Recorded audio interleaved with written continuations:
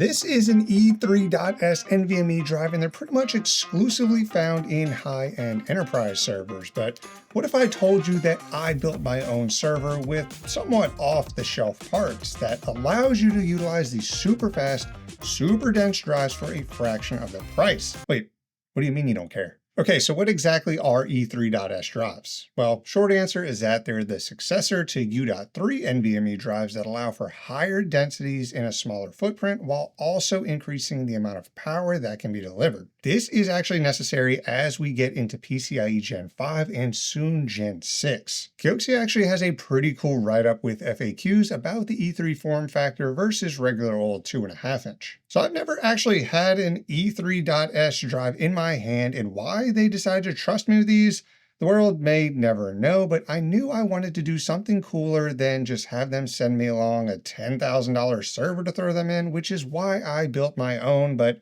more on that in a bit. The drives I have here are the CD8P-Rs. They're 3.84 terabyte PCIe Gen 5 drives that are optimized for super fast read speeds and are rated for up to 12 gigabytes per second sequential reads and up to 2 million IOPS random reads. That's nutty. And since they're designed for enterprise data centers where both speed and reliability are extremely important, they come with features like power loss protection, Kioxia's custom 3D flash memory, SIE and SED security, and these are rated for an entire year of writing the entire capacity of the drive per day, or in some cases 3 drive writes per day with a 5-year warranty. Wow, that sounds really cool, Brett, but I'm just a simple home labber who wants to see things go fast. Brother, same. The good news is that these definitely do that, but the bad news, and what I alluded to earlier, is that it's extremely uncommon to find some off-the-shelf E3.S solutions in the wild. I went to Lenovo and actually priced out their cheapest E3.S server, and that was over $11,000 before taxes. Like, sure, you get a premium built machine with redundant power supplies and a warranty, but like, hold on, it's actually down here. Does it have a screen?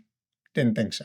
My solution here is entirely 3D printed, uses a motherboard you can get at big brand retail stores, parts from Amazon, and well, a Supermicro backplane off eBay. I know, but it was the most efficient way to get a bunch of E3.S drives talking to a regular old motherboard without destroying your wallet. So let's start with that. The actual part numbers for everything are going to be listed down in the description, so if you don't see them mentioned, just check down there. But this guy that made this all possible is the BPN E3S5-126ESN, and what it allows me to do is connect 8 E3.S drives to one side, and on the other we have 8 MCIO connectors, giving me a full 4 lanes of PCIe Gen 5 for each drive, along with a single 12-volt power input to supply power to all our drives. I'm actually just using the PCIe power from the power supply and adapting the Supermicro power cable to a regular GPU 6-pin. I'll tell you, I was super excited when this thing actually worked.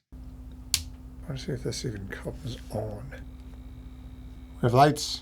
Oh, let's go. It worked. Okay.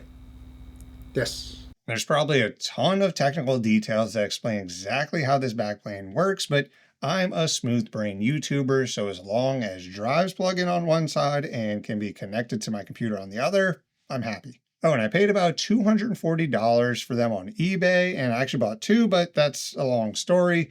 But I may actually end up using both on a version 2 with 16 drives. We'll see. Now, like I mentioned, we actually need to connect these drives to something, and since MCIO is a somewhat common connector, you could find PCIe cards that give you some MCIO ports, or you can just get a motherboard that has a shit ton of them built in already. I use the ASRock Rack Sienna D8UD3, which I think is the perfect board for this build for a few reasons. It's got 7 8x MCIO connectors right on the board, which means it could support 14 drives at full bandwidth just through those ports. It supports AMD EPYC 8000 4 series processors, so we get PCIe Gen 5, and it's a deep MATX form factor, so nice and compact. Outside of that, we get 8 DIMM slots, 2 PCIe Gen 5 16X slots, 2 M.2 slots, Oculink, and IPMI. This thing is stacked. Oh, and I bought it off Amazon for just under $500. My processor of choice was the EPYC 8024P, which is only 8 cores, 16 threads that boost up to 3 GHz, but it has 96 lanes of PCIe Gen 5 and only a 90-watt TDP, which is extremely low for an enterprise chip. And I paid $550 for that guy. The last major piece of the build is the RAM, and there's no way around it. RAM prices are insane right now. I was actually super nervous because I ordered all these parts, then realized I'd need DDR5 RDMs, which ain't cheap. Luckily, I had bought 6 32GB sticks back in 2024 for around $700, but I understand if you're doing this right now, that really wouldn't be the case. For the power supply, I used a 500-watt Flex ATX unit from FlexGuru for $160, and the MCIO cables were $40 each, and I needed 4 of them. Oh, and make sure you use actual MCIO and not Slim SAS, because while they look the same, they aren't. Don't ask me how I know that. So the total cost of this build, not including the PETG and miscellaneous parts, was around $2,300. No, that's definitely not cheap, but compared to similar off-the-shelf servers, it's about 80% cheaper and probably 80% more jank. Now, let's finally talk about this build only a mother could love. I wanted something desktop-esque, so something compact enough to sit on your, well, desk. This is the design I came up with, and just like all my designs, it ain't pretty, but it gets the job done. I used this cool test bench design I found for the motherboard and adjusted the PCIe bracket to fit half-height cards to keep the height of the build down. Then the heart of the design was the box that the backplane would mount to and would allow my E3.S drives to just slide right in and friction mount. If you've watched my channel before, you may remember the video that I did something very similar to this with U.2 drives. This one had a new challenge though.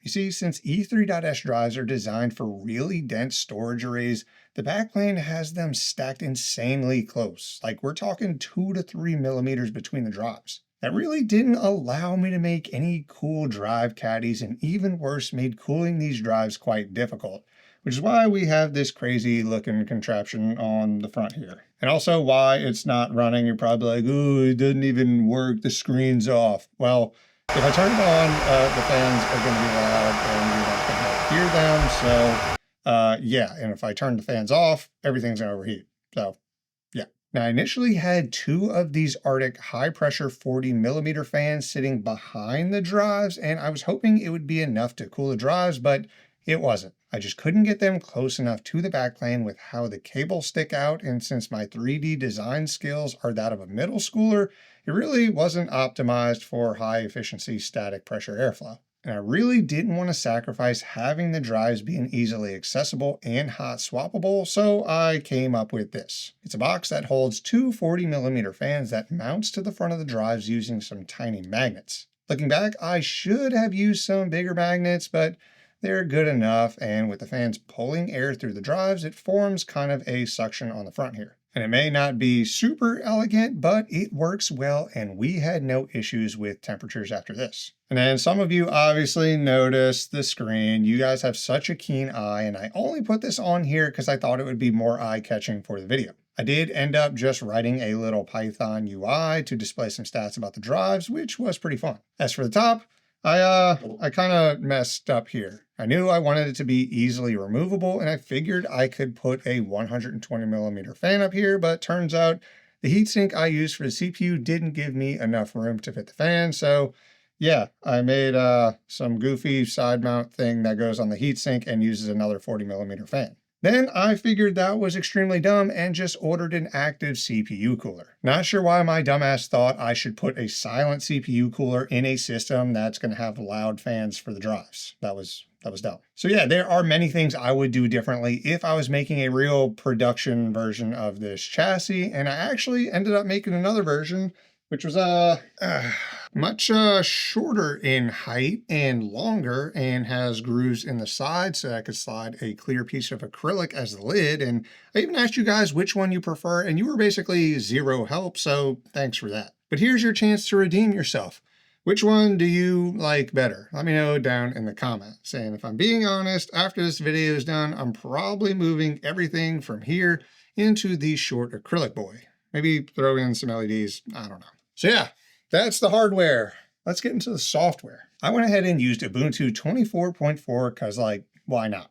I knew I was going to be messing around with different RAID configs and other stuff, so a regular old Linux distro would be ideal. In the real world, if you're a company buying these drives, you most likely have a specialized use case and are using something proprietary or homegrown. But hey, throw these into a TrueNAS build and call it a day for all I care. For testing, I set up all the drives in a RAID 0 config because, duh, using MDADM, and slapped an ext4 file system on there. I then created a script to use various different FIO tests to see how these drives perform in different situations. I mentioned before that these drives are optimized for reads, and holy smokes, we got a max throughput of 91 gigabytes per second in our sequential read test. The random IOPS were actually limited by MDADM, and turns out hammering an array this fast with random IO takes a beefy CPU. We were legit at 100% utilization during this test, which makes me understand why so many of these crazy storage servers come in dual CPU setups. But yeah, for what these drives were designed to do, we were getting 91 gigabytes per second. That's 728 gigabits per second. And why even mention that? Well, in enterprise systems, you typically have a dedicated storage server, which means you have to connect to it from another machine. I'm not sure if you know this, but there aren't that many network cards that can do 728 gigabits per second, and the ones that do are quite expensive. I guess if you're spending hundreds of thousands on storage, a few thousand on a NIC isn't terrible.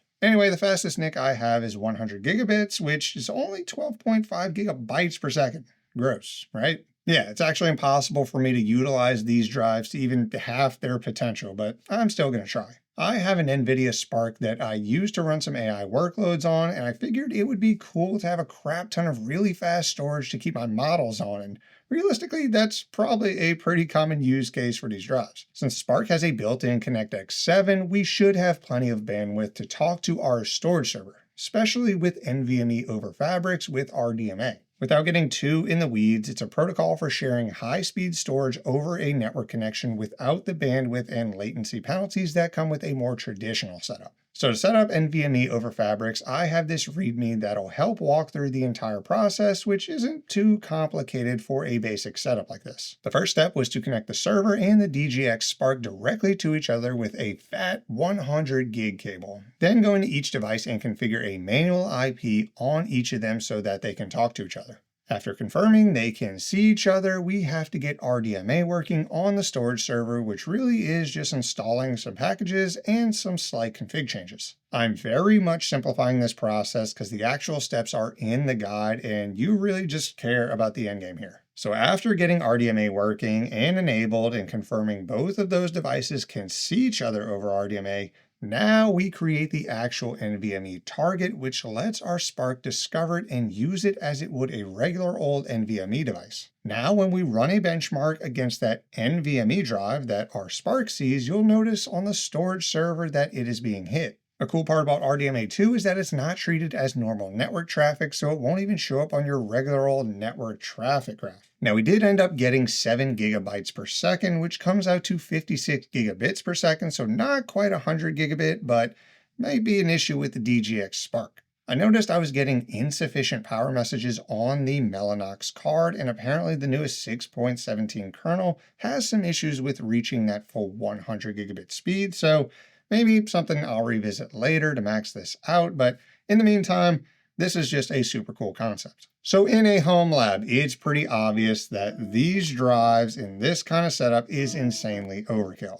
I think we knew that going in, but with how popular AI is getting and the growing need for faster, high-density storage, these kind of drives are super hot right now for the players in that game. So maybe, just maybe, in a few short years, we'll start seeing some E3.S drives trickle down to us plebs, and by the time that happens, you can come back to this video and see how to get them working in your lab. But that's all for this one. If you liked it, then drop a like and subscribe if you want to see some crazy enterprise stuff like this. It's actually pretty fun to look at, even if it's not practical for the average Joe. I want to give a huge shout out to my YouTube members and my Patreons. You guys are my super fast E3.S PCIe Gen 6 drives that are even faster and even more difficult to keep cool.